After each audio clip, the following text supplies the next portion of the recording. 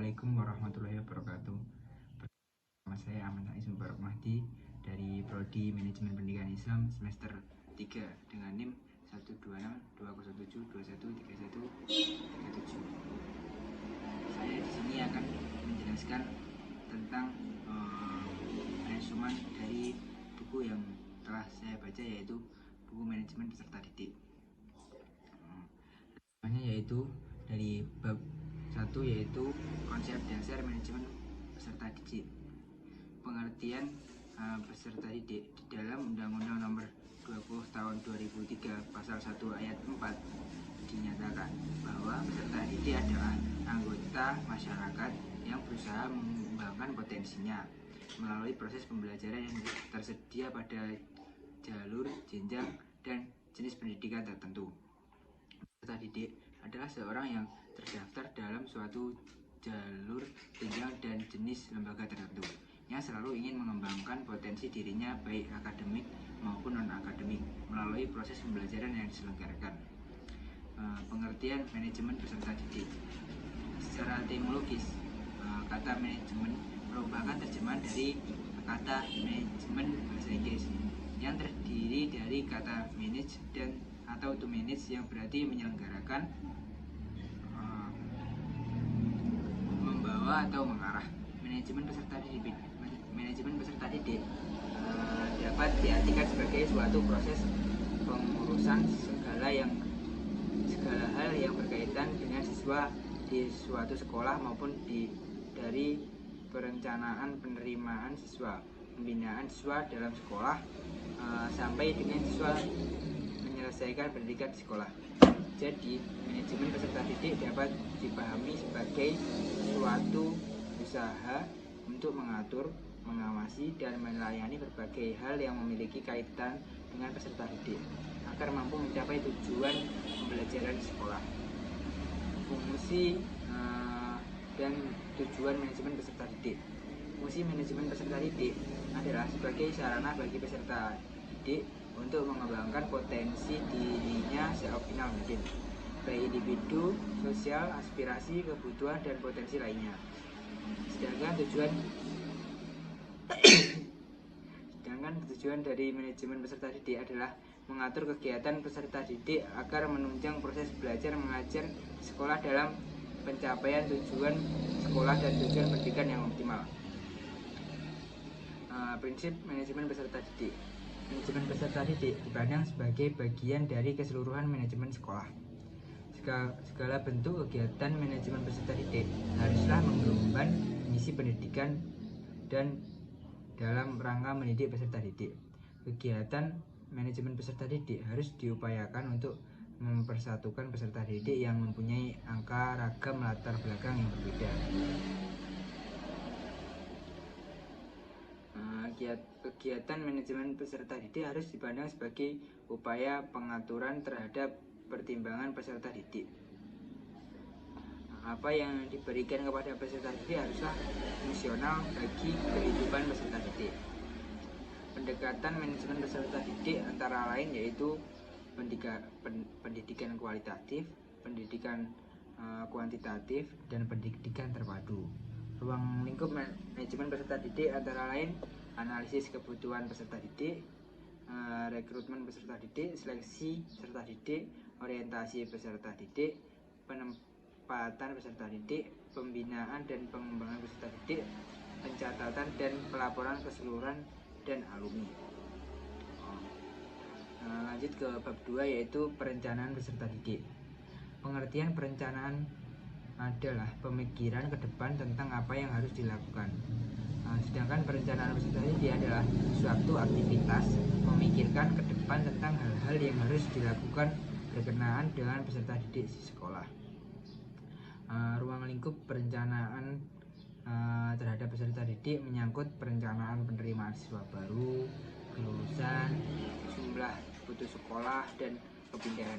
Ruang lingkup perencanaan peserta didik antara lain yaitu satu, perkiraan, yaitu menyusun suatu perkiraan kasar dengan mengantisipasi ke depan.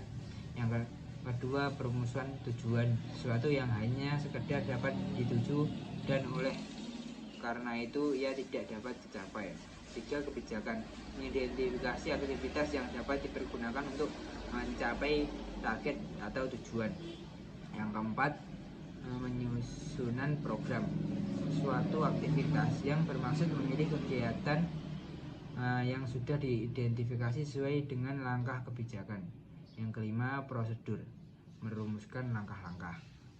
Nah, menjadwalkan kegiatan yang telah ditetapkan urutan prioritasnya dan langkah-langkahnya agar jelas dan di mana pelaksanaan. Yang ketujuh, pembiayaan. Ada dua hal yang harus dilakukan dalam pembiayaan, yaitu mengalokasikan biaya dan menentukan sumber daya. Langkah-langkah perencanaan peserta didik. Yang pertama, analisis kebutuhan peserta didik. Yang kedua, perencanaan rekrutmen peserta didik. Yang ketiga, perencanaan seleksi peserta didik.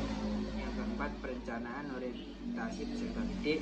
Yang kelima, perencanaan penempatan peserta didik. Dan yang terakhir, pencatatan dan pelaporan.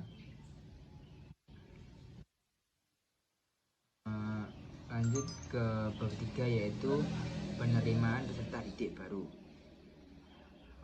Pengertian penerimaan peserta didik baru yaitu proses pencarian, penentuan, dan menarik pelamar yang mampu untuk menjadi peserta didik di lembaga pendidikan.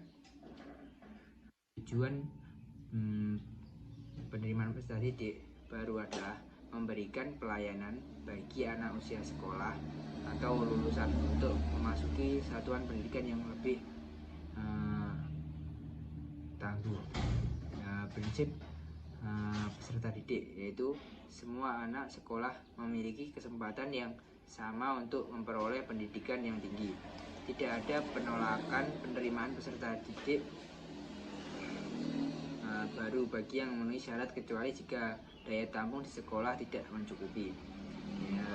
Sejak pendaftaran awal, dalam peserta didik sudah dapat menentukan pilihannya. Asas penerimaan peserta didik yaitu objektif, transparan, akuntabel, tidak diskriminatif, dan kompetitif. Sistem penerimaan peserta didik dikelompokkan menjadi dua jenis, yaitu sistem promosi dan sistem seleksi. Kriteria penerimaannya yaitu patokan-patokan yang menentukan bisa atau tidaknya seorang untuk diterima sebagai peserta didik. Terdiri dari 3 macam kriteria, yaitu kriteria acuan patokan, kriteria acuan norma, kriteria yang didasarkan atas daya tampung sekolah. Prosedur penerimaan peserta didik yaitu pembentukan panitia peserta didik baru, rapat penentuan peserta didik baru, pembuatan atau pemasangan atau pengiriman pendaftaran pengumuman peserta didik yang diterima, dan registrasi peserta didik yang diterima.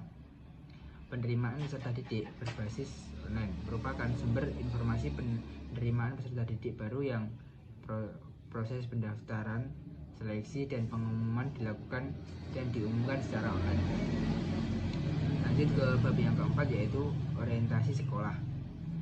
Pengertian orientasi sekolah adalah kegiatan penerimaan peserta didik baru dengan mengenalkan situasi dan kondisi lembaga pendidikan tempat peserta didik itu menempuh pendidikan. Orientasi ini dijadikan sebagai ajang untuk melatih ketahanan mental, disiplin, dan mempererat tali persaudaraan. Tujuan dan fungsi orientasi yaitu tujuan orientasi agar peserta didik dapat mengerti dan mentaati segala peraturan yang berlaku, agar peserta dapat berpartisipasi aktif dalam kegiatan sekolah, agar peserta siap menghadapi lingkungan baru secara fisik, mental, dan emosional. Sedangkan fungsi orientasi yaitu: 1. Bagi peserta didik sebagai wahana untuk menyatakan dirinya dalam konteks keseluruhan lingkungan sosial, wahana untuk mengenal siapa lingkungan baru sehingga dapat dijadikan sebagai pedoman. Yang kedua, bagi sekolah atau tenaga kependidikan, dengan mengetahui siapa peserta didik barunya akan dapat dijadikan sebagai titik tolak dalam memberikan layanan. Prosedur pelaksanaan penerimaan prosedur pelaksanaan orientasi, yaitu antara lain yang pertama pembentukan panitia, pembentukan gugus, penentuan koordinator atau wakil, pengarahan teknis, penyusunan acara, dan penentuan lokasi. Lanjut ke bab yang kelima, yaitu pengelompokan peserta didik. Pengelompokan peserta didik adalah pengelompokan peserta didik berdasarkan karakteristiknya. Hal ini dimaksudkan agar peserta didik berada dalam kondisi yang sama. Adapun dasar pengelompokan peserta didik itu didasarkan asumsi sebagai berikut, yaitu yang pertama, peserta didik memiliki jumlah kesamaan sekaligus memiliki jumlah perbedaan satu dengan yang lainnya.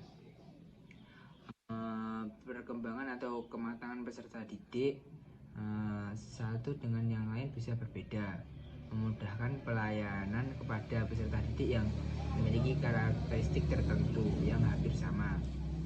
Yang terakhir, melalui pengelompokan tertentu, peserta didik lebih mudah dikenali dan lebih mudah memberikan pelayanan secara individual. Jenis pengelompokan dibedakan menjadi dua, yaitu pengelompokan atas fungsi integrasi dan pengelompokan atas fungsi perbedaan. Teknik pengelompokan, berbagai teknik atau cara dapat dilakukan guru untuk mengelompokkan peserta didik secara praktis dan mudah. Teknik pengelompokan peserta didik adalah teknik mengelompokkan 2 bagian, 3 bagian, dan teknik pengelompokan tak terbatas. Baik, itu saja yang bisa saya sampaikan dari hasil review buku yang telah saya baca. Lanjut ke review dari skripsi saya. Skripsinya yaitu berjudul Manajemen Peserta Didik dalam Meningkatkan Mutu Pendidikan di Madrasah Aliyah Negeri 3 Tulungagung, MAN 3 Tulungagung. Karya dari Fitriyatul Ngabidah, jurusan MPI IAIN Tulungagung, yang langsung dipimpin oleh Profesor Dr. Ahmad Tanzeh MPD.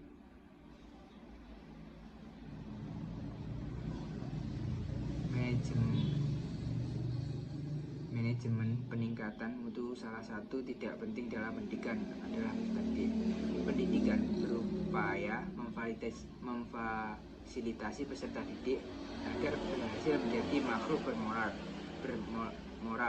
dan dapat mengembangkan potensi secara optimal.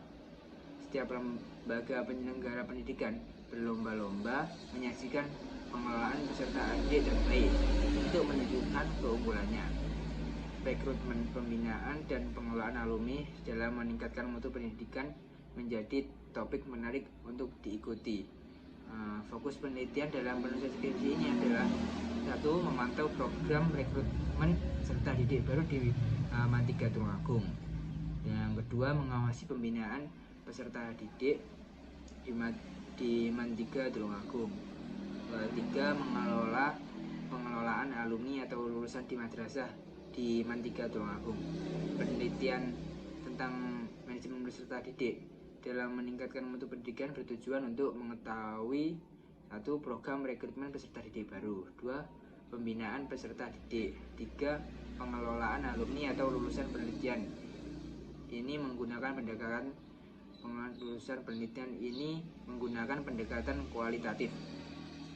Adapun teknik pengumpulan datanya meliputi wawancara, observasi, dan dokumentasi. Wawancara dilakukan kepada waka kurikulum, waka kesiswaan, staf TU, dan guru. Observasi dan dokumentasi digunakan untuk mencari informasi paling lengkap. Hasil penelitian menunjukkan bahwa pada program rekrutmen peserta didik dengan cara menyebarkan brosur, membuat spanduk, dan menyebarkan informasi ini kepada warga sekitar lembaga sekolah. Pembinaan peserta didik dengan cara melalui program-program tersebut adalah program pembinaan akademik, program pembinaan ekstrakurikuler, program disiplin peserta didik dan program pembinaan OSIS. Pengelolaan atau lulusan-lulusan tidak ada secara resmi dari lembaga sekolah. Baik, itu saja yang bisa saya sampaikan. Wassalamualaikum warahmatullahi wabarakatuh.